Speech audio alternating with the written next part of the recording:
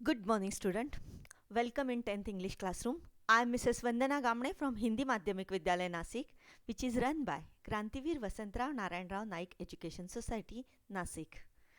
Dear student, we have already completed the first unit of our syllabus and we have started our second unit.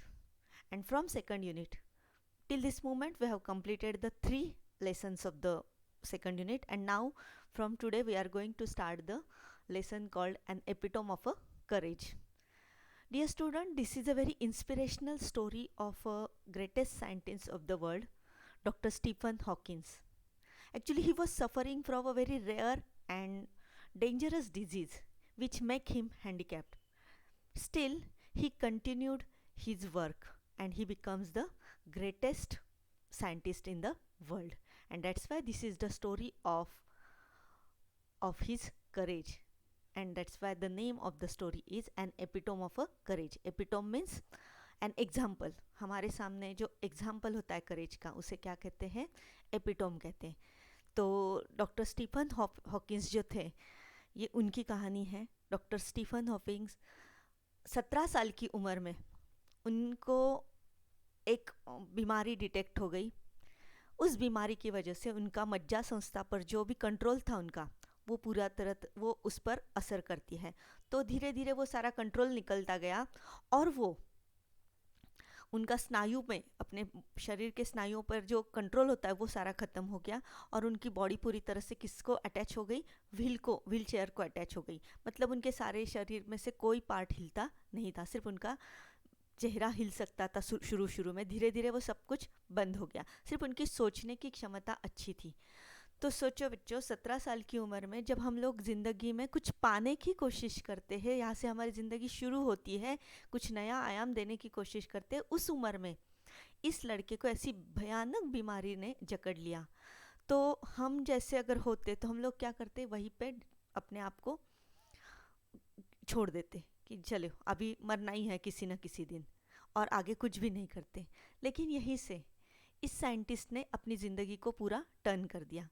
इसने कहा कि उसी वक्त मैंने सोच लिया कि इसके साथ मुझे अभी ज़िंदगी किस तरह से अच्छे से जीनी है. उसी उम्र में उसने एक लड़की के साथ एंगेजमेंट कर ली. देखो, वो व्हील चेयर से अटैच थे. इसके बाद उनकी मेमोरी बहुत ही शार्प थी, तो उसकी वजह से उन्होंने अपना पीएचडी पे कार्य करना शुरू कर दिया. व्हील चेयर पे बैठकर वो पीएचडी पे कार्य कर रहे थे अपनी. और वो पीएचडी के लिए उनका सब्जेक्ट क्या लिया था उन लोगों ने? उन्होंने कृष्ण विवर, जिसे हम लोग कहते हैं ब्लैक होल्स, वो सब्जेक्ट लिया था. और ऐसा माना जाता है कि पूरी दुनिया का जो निर्माण जो है, विश्व का निर्माण जो है, एक बहुत बड़े विस्फोट के कारण हुआ था. और उसके लिए जो भी खोज करनी थी, लाई अलजेब्रा जैसी एक विधि है, वो सब कुछ की खोज करने का कार्य किसने किया था? डॉक्टर स्टीफन हॉकिंस ने किया था. स्टीफन हॉकिंस ऐसे इतने महान होते हुए भी बहुत ही सामान्य इंसान के साथ जुड़ जाने वाला ये इंसान था. तो अपने आप को बहुत ज़मीन पर रख के बहुत सीधे साधे थे वो. उन्होंने जो किताबें लिखी थी, वो किताबें भी उनकी ऐसी थी कि सामान्य इंसान भी, जिसका विज्ञान के साथ कोई संबंध नहीं, फिर भी वो किताब समझ सकता है. ऐसी किताब उन्होंने लिखी. तो ये तो हमारे लिए सचमुच बहुत ही बड़ा उदाहरण है कि जब हम लोग चल फिर नहीं सकते हैं, फिर भी दुनिया का सबसे बड़ा वैज्ञानिक होने का श्रेय अगर मिल सकता है, वो किसकी वजह से? उसकी मेहनत की वजह से, लगन की वजह से और उसकी कल्पना शक्ति की वजह से. तो हम लोगों को तो भगवान ने 2 हाथ 2 पैर सब कुछ तो अच्छे से दिया, हम अच्छी तरीके से ज़िंदगी गुजार सकते हैं. तो ये कहानी जो है बहुत इंस्पिरेशनल है. इंस्पिरेशन मतलब हम लोगों को बहुत ही इंस्पायर करने वाली ये कहानी है. तो इससे हम लोग क्या कर सकते? कुछ सीख कर ज़िंदगी को एक अच्छे आयाम दे सकते अपना. इसलिए ये कहानी मुझे लगता है कि इस किताब में डालिए. तो बच्चों, हम लोग अभी इस कहानी को पार्ट पार्ट में पढ़ने जा रहे हैं. फर्स्ट पैराग्राफ जो है वो हम लोग देखने जा रहे हैं.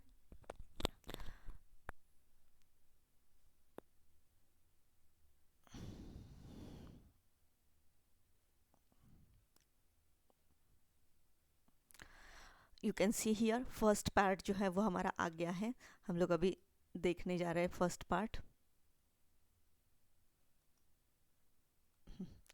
first we are going to read the first part of the story. ये सारा जो है वो सब उस स्टोरी के बारे में है, इसलिए यहाँ पे देखो आप देख सकते हैं ब्रैकेट में लिखा हुआ है. We often tend to hide behind our weaknesses, disabilities, handicaps, or mourn over them our whole life through.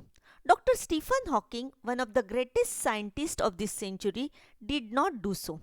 In spite of suffering from a very rare and dreaded disease, Dr. Hawking continued his research undaunted. His exemplary courage should inspire us to do our best even under trying circumstances.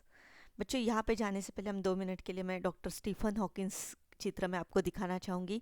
This is the picture of a doctor Stephen Hawkins. दिख रहे आपको? उनकी सारी खोज इस universe के बारे में है, और वो इस तरह से व्हील चेयर से क्या हुआ है, अटैच हुए हैं, और सामने जो लगा हुआ है कंप्यूटर जैसा छोटा सा टेक्निकल इंस्ट्रूमेंट, एक इंस्ट्रूमेंट है, उसके द्वारा वो सारी उन्होंने अपना काम किया था. तो चलो आगे देखते हैं, हम लोग इस पैराग्राफ की तरफ चलते हैं. We often tend to hide behind our weaknesses, disabilities, handicaps, or mourn over them our whole life through. What does these 3 lines tells us? That we have a tendency. Tendency means adat. What is our tendency? Always tries to hide behind our weakness. Hide करना मतलब छिप जाना. We have the habit of hiding our selves behind our weakness. Behind मतलब के पीछे. किसके पीछे? Weakness, हमारी जो कमजोरियाँ होती है ना, उसके पीछे हम लोग छिपते हैं. डिसेबिलिटीज़, हमारी जो दुर्बलताएं होती है, डिसेबिलिटीज़ का मतलब क्या होता है? दुर्बलताएं होती है. और हैंडीकाप्ट, हम लोग जो हैंडीकाप्ट होते हैं ना, कुछ लोग अपाहिज, तो उसके पीछे छिपने की हमारी क्या होती है? टेंडेंसी. तो फर्स्ट 2 लाइन समझ में आई. We have the tendency of hiding behind our weaknesses, disabilities and handicaps. और अगर ऐसा नहीं, then what we do? We always mourn over them our whole life through. और अगर हम लोगों में कुछ weaknesses है, disabilities है या फिर handicaps है, then what do? We always mourn over them. mourn करना मतलब रोते हैं. दुखड़ा रोना कहते हैं ना उसे, तो हम लोग दुखड़ा रोते हैं. और mourn over them our whole life through. पूरी जिंदगी भर तक हमारी जो हमारी कमियां होती है ना, उस पर हमें रोने की आदत होती है. So this happened with us. ये हमारे साथ होता है. But doctor Hawkins was one of the greatest scientist of this century did not do so. But Dr. Hawkins, who was Dr. Hawkins? Dr. Hawking was one of the greatest scientists of this century. इस century शब्द समझते हो ना? Century मतलब इस शतक का. इस शतक के वो क्या थे? सबसे महान वैज्ञानिक थे. He did not do so. He neither hid behind his weakness nor he mourned over his weaknesses. उसने weaknesses पे ना उन्होंने mourn किया, ना कभी hide किया. In spite of suffering from a very rare and dreaded disease, Dr. Hawking continued his research undaunted. In spite of का मतलब क्या होता है? के अलावा. किसके अलावा? Suffering from a very rare and dreaded disease. He was suffering from a very rare and dreaded disease. किससे सफरिंग कर रहे थे वो? सफरिंग मतलब उन तकलीफ में थे वो. किसकी वजह से? और रेयर मतलब बहुत ही कम लोगों को होने वाला जो होता है ना, ऐसा ड्रेडेड डिजीज, भयानक डिजीज था. डिजीज मतलब यहाँ पे बीमारी. उनको एक बहुत ही ऐसी बीमारी थी जो बहुत कम लोगों को होती है और बहुत भयानक बीमारी थी. So he was suffering from that disease. In spite of that disease, उसके अलावा भी doctor Hawking continued his research undaunted. बिना रुके. अनडाउंटेड मतलब बिना रुके वो उन्होंने अपना रिसर्च जो है, रिसर्च मतलब अपनी खोज जो थी, वो उन्होंने क्या की थी? कंप्लीट की थी, कंटिन्यू की थी. His exemplary courage should inspire us to do our best even under trying circumstances. And that's why the writer says that his exemplary courage, ये उसका जो exemplary courage है, exemplary मतलब हमारे लिए आदर्श है. उसका जो करेज मतलब यहाँ पे क्या है? धैर्य. उसका जो धैर्य है वो हमारे लिए क्या है? एक आदर्श है. इट शुड इंस्पायर अस, वो हमें इंस्पायर कर सकता है. To do our best even under trying circumstances. Circumstances मतलब बहुत ही खराब परिस्थितियों में भी हम लोगों ने किस प्रकार से अपना कार्य करना चाहिए वो बताने का कार्य जो है वो कौन कर रहा है? हमारा doctor Stephen Hawkins. Because in spite of suffering from a very dreaded disease, he becomes an example of a courage which inspires us to do our best even under trying circumstances. इस part में हम लोगों ने क्या देखा, समझ में आया?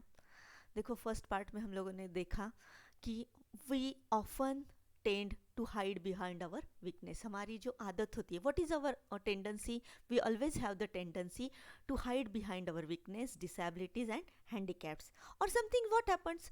We sometimes we mourn over them all over our life. But Dr. Hawkins was not like that. He was the greatest scientist of this century, but he did not do so. He was suffering from a very rare and dreaded disease. Still, he continued his research undaunted, without hesitation.